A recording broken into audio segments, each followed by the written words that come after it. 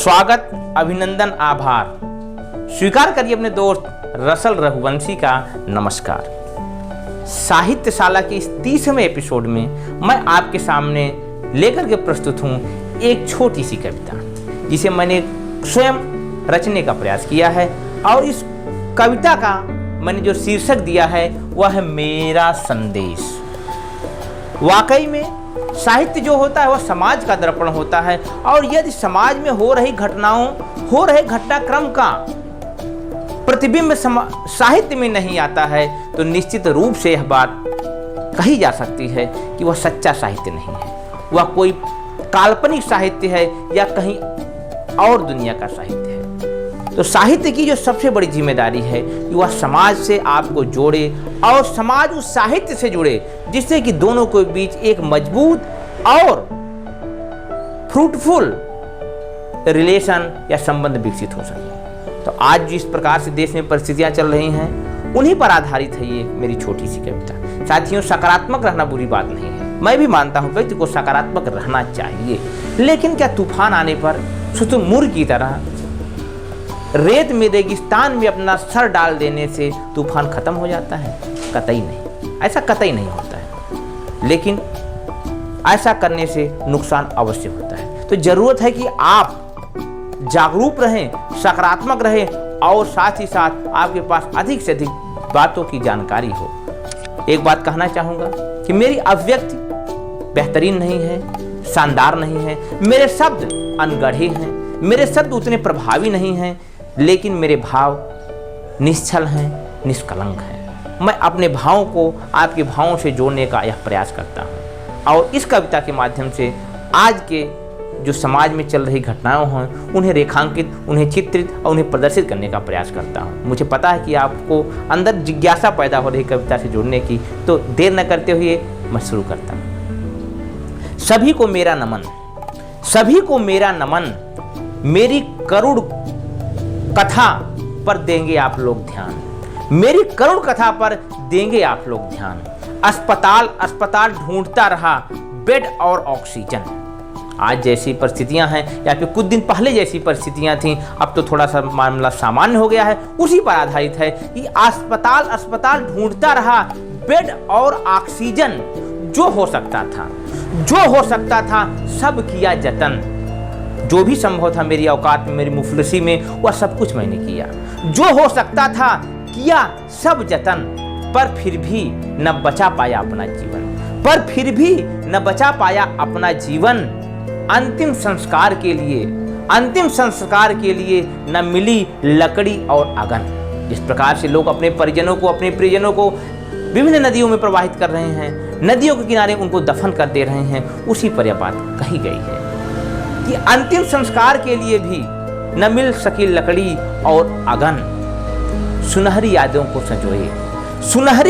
सजोए रोते बिलखते रह गए मेरे परिजन। सुनहरी यादों को सजोए रोते बिलखते रह गए मेरे परिजन।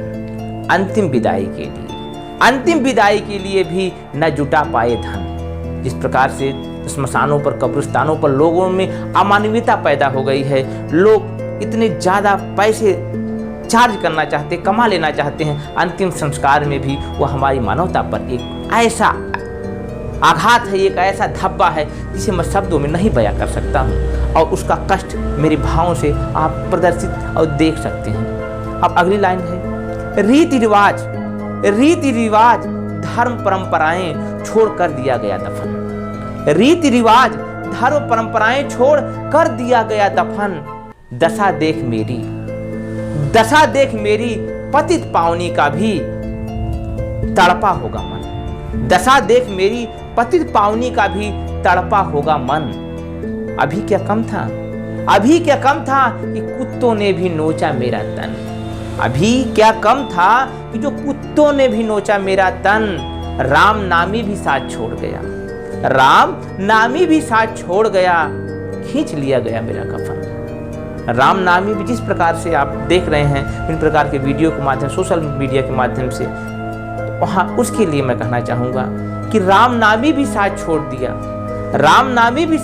दिया, खींच लिया गया मेरा कफन। ऐसे कैसे कर सकता है शासन और प्रशासन, जिसे हम अपने वोटों से, अपने प्रेम से, अपनी श्रद्धा से चुनते हैं, उन पर सवाल है।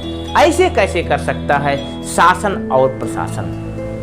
ऐसा न आए तुम्हारे जीवन में कोई दिन, ऐसा न आए तुम्हारे जीवन या तुम्हारे परिजनों के जीवन में कोई दिन। इसलिए जब भी मौका मिले, जहां भी मौका मिले, जैसे भी मौका मिले, लगवा लो वैक्सीन।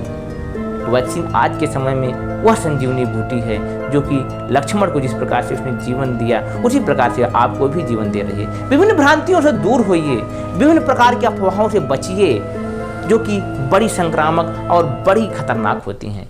इनसे दूरी बना करके, हालांकि अवेलेबिलिटी ऑफ वैक्सीन बहुत ज़्यादा खराब है, लेकिन फिर भी यदि आपको मौका मिल रहा है तो वैक्सीन लगाइए, अपने अपनों का ध्यान रखिए और इस चिंतन मनन के साथ ये सोचते विचारे रहिए कि हम किस प्रकार के समाज का निर्माण करना चाहते हैं और किस प्रकार का आज का हमारा समाज है। इन दोनों के बीच जो खाई है, इन दोनों के बीच जो दूरियां हैं, उसे पाटने का प्रयास करिए।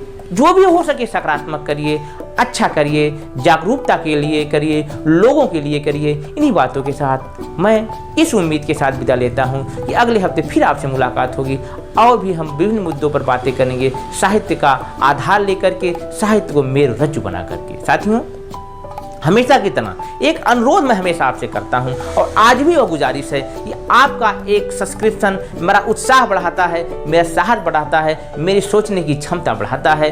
और इसको ध्यान में रखते हुए इस चैनल को सब्सक्राइब करिए, साथ ही साथ लाइक करिए और अपने विचार, अपने भावों से मुझे अवगत कराइए, मुझसे जुड़िए। मैं आपसे जुड़ने के लिए बेकरार हूँ। और साथ ही साथ अपने साथियों, अपने परिचितों, अपने परिजनों, अपने प्रियजनों को यह वीडियो शेयर करिए, जिससे कि अधिक से अधिक लोगों को यह बातें, यह सच्चाई समझ में आए।